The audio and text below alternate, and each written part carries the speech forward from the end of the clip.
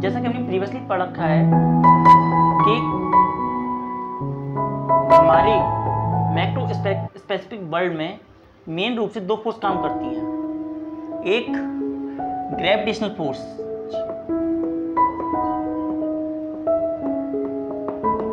Gravitational force, gravitational force जो था वो किन्हीं दो ऑब्जेक्ट पे लगता था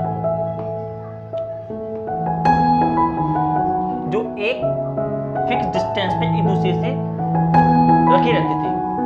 उनके बीच में कोई डिस्टेंस था r और उनका जो मास आता था m एंड m2। तो हमने ये देखा ये तो दो ऑब्जेक्ट में उनके अगर उनका मास ज्यादा होगा तो उनकी ग्रेविटेशनल फोर्स ज्यादा होगी और उनका मास कम होगा तो ग्रेविटेशनल फोर्स कम होगी। तो इस बात से हमने ये देखा जो ग्रेविटेशनल फोर्स है वो जो वर्क कर रही है वो उनके मास पर डिपेंड कर रही है। मीन टू से हम ये कह सकते थे इस बात को देखते हुए कि जो ग्रेविटेशनल फोर्स है उसको जो प्रोड्यूस कर रहा है वो किसी ऑब्जेक्ट का मास है और शॉर्ट में कहें तो वो उसका सोर्स है। एक तरीके से भी कह सकते हैं उसका सोर्स है। एक और बात हम बता दें कि जब हम ग्रेविटेशनल फोर्स के बारे में बात कर रहे हैं तो हम पॉइंट मास के बारे में, पॉइंट ऑब्जेक्ट के बारे में समझ सकते हैं कि किसी ऑब्जेक्ट पॉइंट ऑब्जेक्ट, क्योंकि ये ग्रुप ऑफ ऑब्जेक्ट के लिए वैलिड नहीं होते लॉ।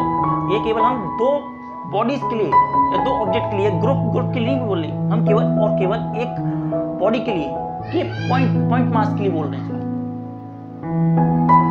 हम कभी ये नहीं कह रहे कि ये इतने सारे ऑब्जेक्ट के साथ फोर्स लगती है, इधर इतने सारे ऑब्जेक्ट के साथ फोर्स लगती है, ये पूरा एक सिस्टम, ऐसे नहीं। हम केवल इसे पूरे सिस्टम मानना है, इसकी फोर्स लग रही है उसके बारे में बात करेंगे आपसे। केवल पॉइंट मास होगा।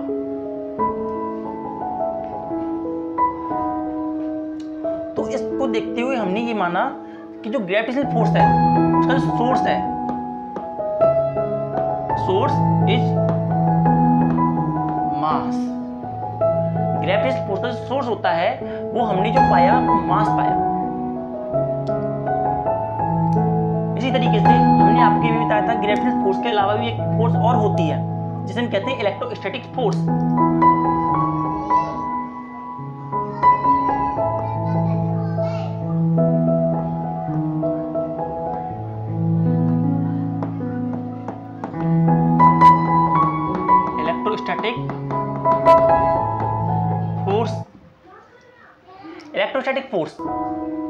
इलेक्ट्रोस्टैटिक फोर्स जो थी वो भी किसी ऑब्जेक्ट में लगती है।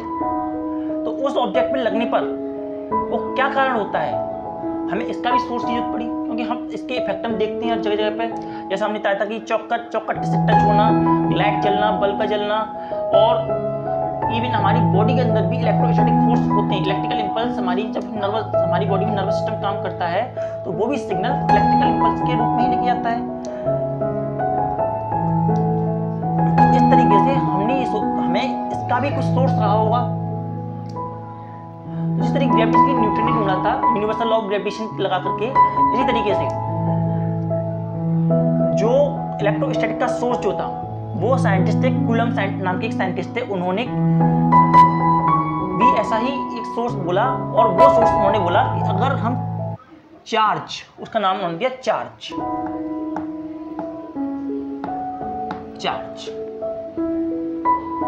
जो इलेक्ट्रोस्टैटिक फोर्स थी उसका जो सोर्स बोला गया वो चार्ज को माना गया। और तकरीबन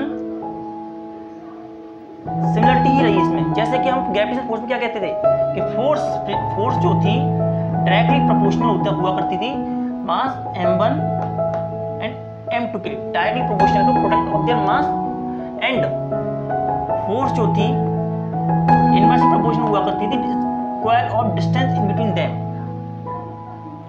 उसी तरीके से हमने चार्ज के लिए भी यही कंडीशन फॉलो की। चार्ज के लिए हमने ये बोला कि अगर कोई एक charge Q1, point charge Q1 and second point charge Q2, दोनों एक डिस्टेंस अपार्ट R पे रखे हुए हैं, तो ऐसी कंडीशन में और ऐसी सिचुएशन में जो इलेक्ट्रोस्टैटिक फोर्स होगी वो फिर डायरेक्टली प्रोपोर्शनल होगी product of their charges, and inversely proportional होगी, and it is inversely proportional to distance in between them, square inversely proportional to the square of distance in between them. जब हम इन्हें combine करते थे तो force बराबर क्या फोर्स डायरेक्टली प्रोपोर्शनल होती थी m1 m2 upon r square, और इसकी जगह हम एक कांस्टेंट लगाते थे F इक्वल टू G, जैसे कहते हैं gravitational constant G equal to G m1 m2 upon r square, that is the formula of gravitational force. In a similar manner, हम ग्रेविटेशनल फोर्स का फॉर्मूला देखते हुए उन्होंने इसी को डिजाइन कर दिया थोड़ा सा। Force a directly proportional electrostatic force directly proportional to product of two charges and inversely proportional to square of distance in between them. और ऐसी कंडीशन में हटाने के लिए वहां जी रखा था, हमने यहाँ पे के रख दिया, एस टी रख दिया। Force directly proportional to C Q1 Q2 upon R square.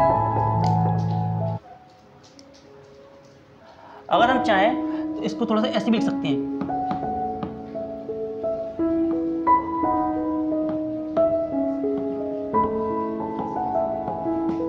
क्योंकि चार्ज पॉजिटिव और नेगेटिव कैसा भी हो सकता है, तो इसलिए मॉड्यूलेशन में लगा दिया।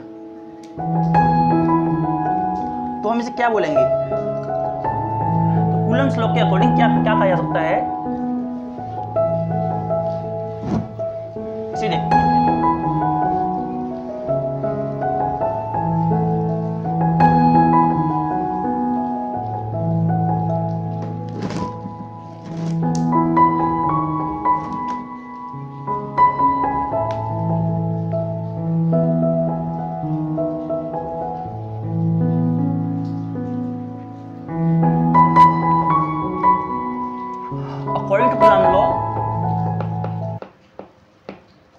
According to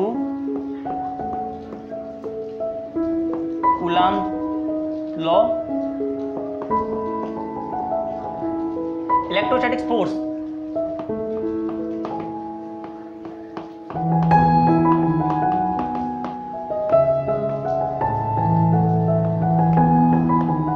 present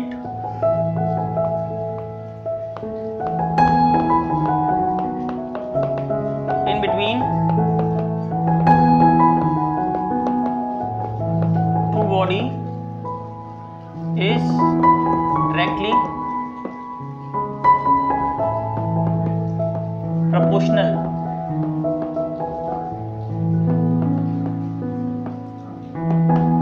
to the product of their mass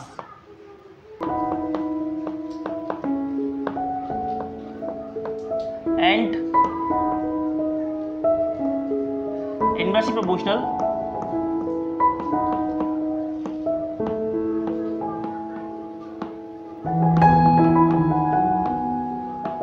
to the square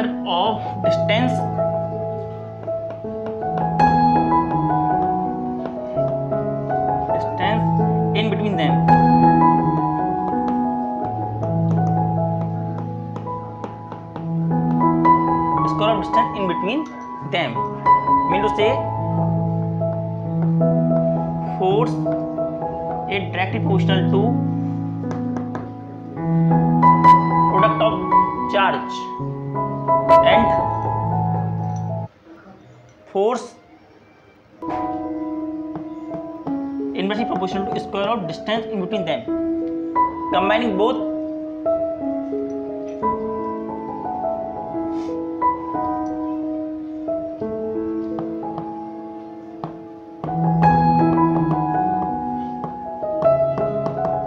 combine करने पर force is directly proportional to Q1 Q2 upon R square.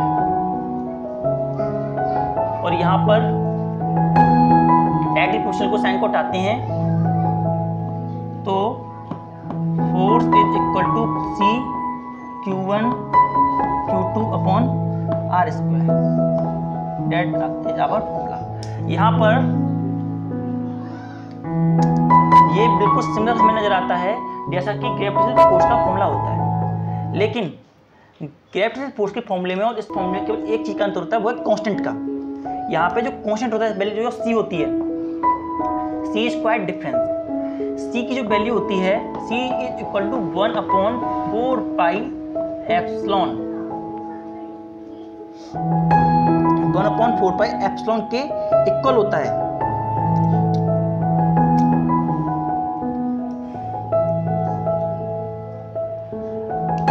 जहां पे एप्सिलॉन इज परमिटिविटी,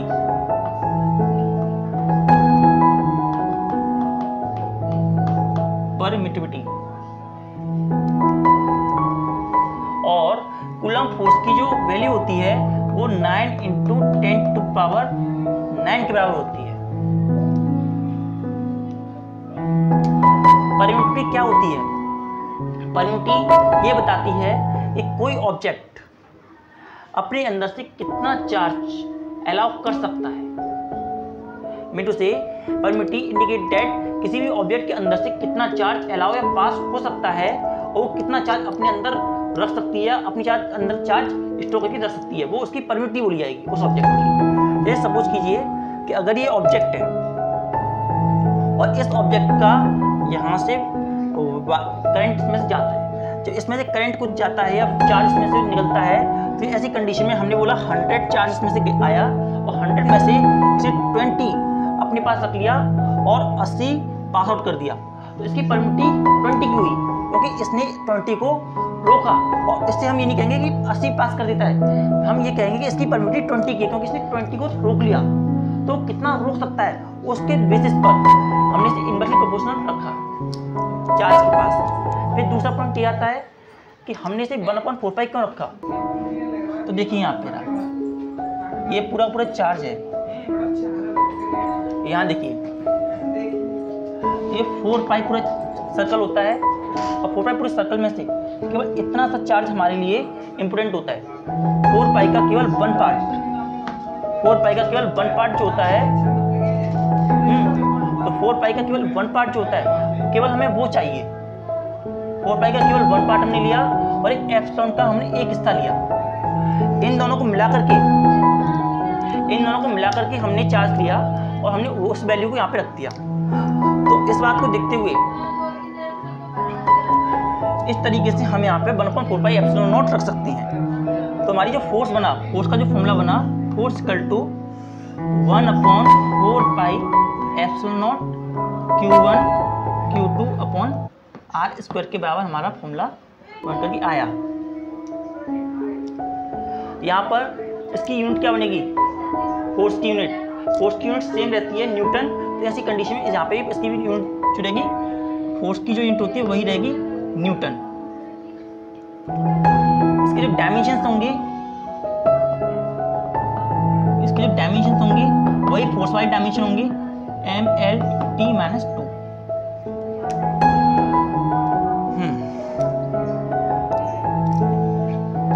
इसके बाद अब अगला हमारा टॉपिक जो आता है वो है यूनिट ऑफ परमिटिविटी।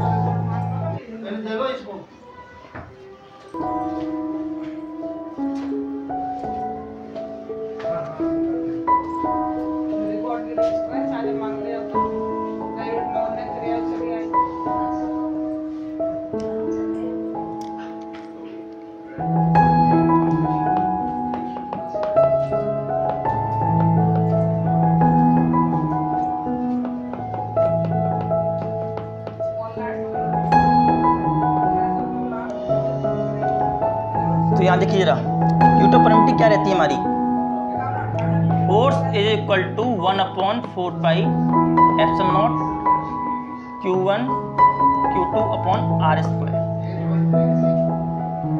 यहां से लेकर के हम यहां ले जाते हैं सेरा, epsilon 1/4 pi force q1 q2 upon r square. इसकी यूनिट क्या बनी, फोर्स की यूनिट होती है न्यूटन,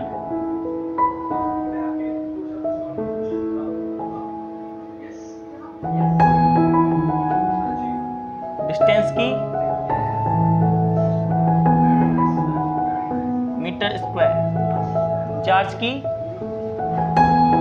कूलम स्क्वायर, यहां भी नेगेटिव। तो हमारी एप्सिलॉन की यूनिट बनी, एप्सिलॉन की जो यूनिट बन गई coulomb square metre newton minus, ये हमारी कूलम की यूनिट बन करके आ गई। तो हम कूलम की जो वैल्यू फाइंड कर लेते हैं, या पहले एप्सिलॉन की वैल्यू कितनी बनेगी, जो हमें एप्सिलॉन की जो वैल्यू मिलती है वो तकरीबन 1.85 into 10⁻12 c square metre square and newton metre metre के बराबर होती है।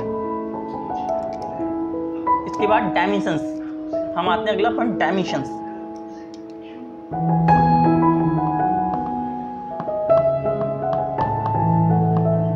डायमेंशंस जो होते हैं, dimension of epsilon that are dimension of force.